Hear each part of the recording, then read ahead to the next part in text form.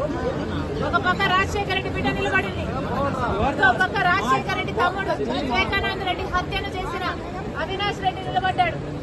అమ్మ న్యాయం వైపు మీరు నిలబడాలి, ధర్మం వైపు మీరు నిలబడాలి. ఈ బిడ్డను చూస్తున్నారు మీరు, వాళ్ళ నాన్నను క్రూరంగా హత్య చేశారు. అయినా కూడా వాళ్ళకే ఇచ్చాడు జగనన్న గారు టికెట్. అట్లాంటి వాళ్ళని గెలిపించాలనా, లేకపోతే రాజశేఖర రెడ్డి బిడ్డ న్యాయం కోసం నిలబడి రాజశేఖర రెడ్డి బిడ్డను గెలిపించాలనో మీరు ఆలోచన చేయాలి. అమ్మ ఓటు అనేది మీ చేతుల్లోని ఆయుధం. మళ్లీ హంతకులను గెలిపించకండి, మళ్లీ హంతకులను చట్ట సభలకు పంపించకండి.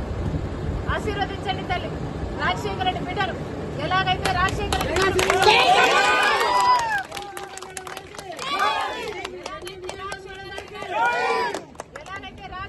గారు మీకు అండగా నిలబడ్డారు, వివేకానంద రెడ్డి మీకు అండగా నిలబడ్డారు, మీకు సహాయం చేశారు.